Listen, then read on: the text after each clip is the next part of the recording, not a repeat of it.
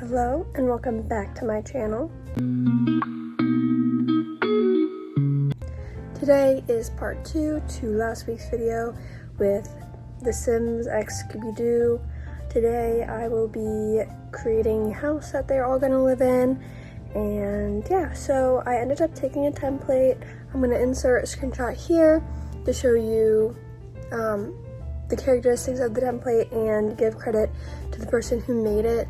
Now, I did a lot of tweaking to the house, but the house itself was made by this person, and some of the decor was also created by them too. So I want to give them all the credit that I can, and yeah, let's just get into it. Alright, so I placed our house in a lot in Copperdale. Not only does it have the high school for our Mystery Incorporated gang, but it really gave off Mystery Cove vibes. It has very fun amenities. It has a whole little theme park, has some place called Something Cove too, so it was really, I don't know, it just really gave off that vibe. The house itself is kind of out of place, but we're gonna ignore that. Any furniture you see downstairs was originally placed by the person who made this house. I think her name is Maddie. But upstairs I started to change out some colors of the walls, which you'll see in a second. But this is the house, not in its original state because I took out a lot of furniture to empty out rooms. But I'm just showing you like the base here and what we're kind of working with. I did change a lot of this, but we'll see that at another time.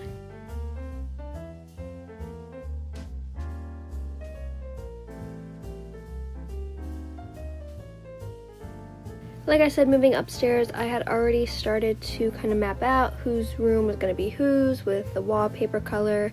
As you can tell, this is Fred's room, a small bathroom here that was already pre-decorated, and this one's going to be Daphne's room and Daphne's bathroom. I already started to color code it and everything.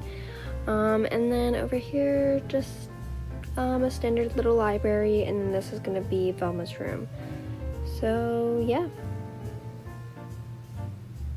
I started off with the kitchen, and here is our finished kitchen.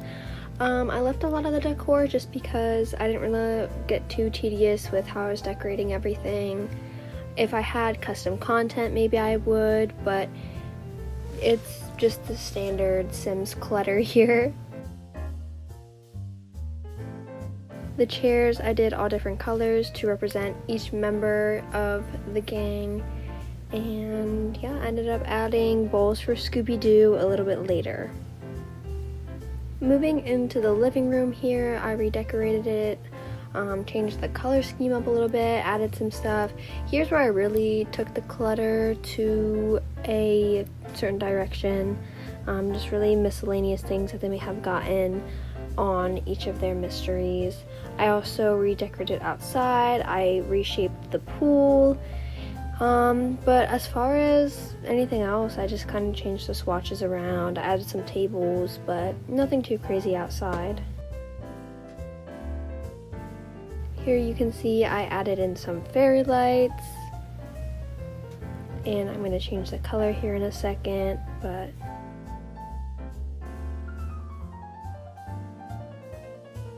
I really like the lattice design on the top. I think that is really, really cool, and I wish I knew how to do it for my builds, but I digress.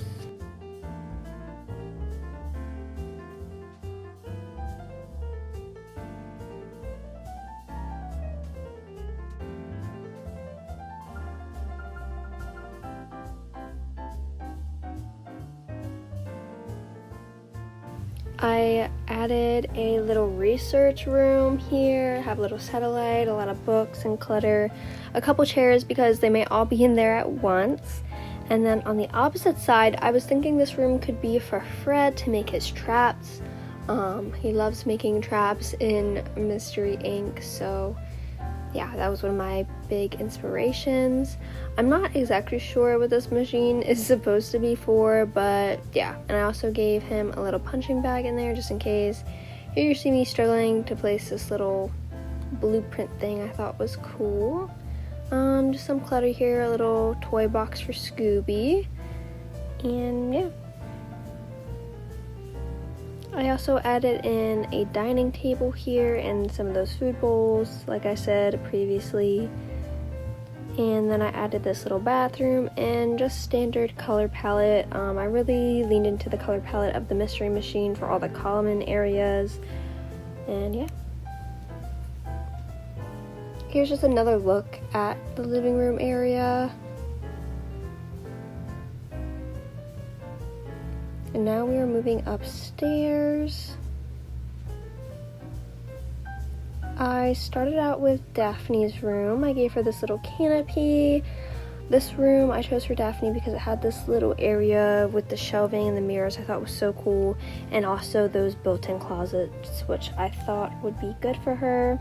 It also had a bathroom added onto it, and I thought that would be beneficial because I would assume it takes her a while to get ready because she looks good all the time. Here is Velma's room.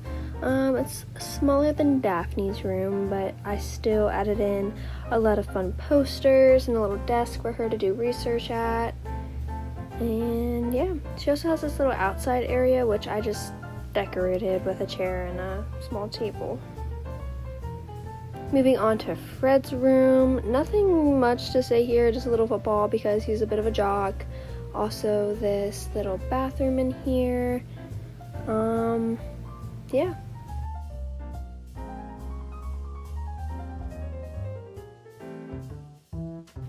And here's the common hallway and another bathroom over here.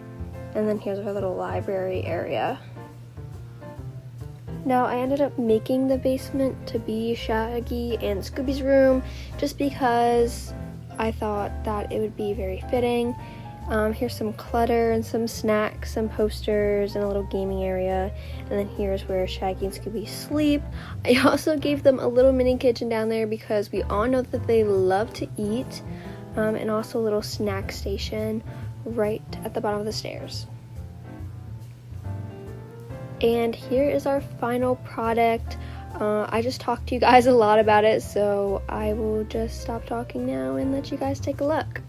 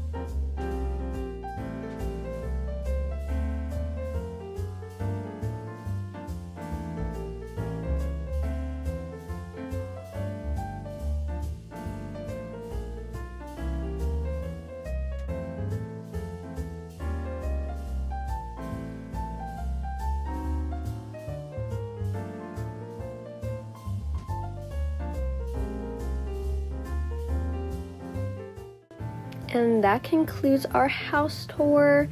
Here you can see the lot, and I didn't even notice there's a haunted house right next to our Mystery Inc. house. I thought that was really funny. I hope you guys enjoyed this mini-series.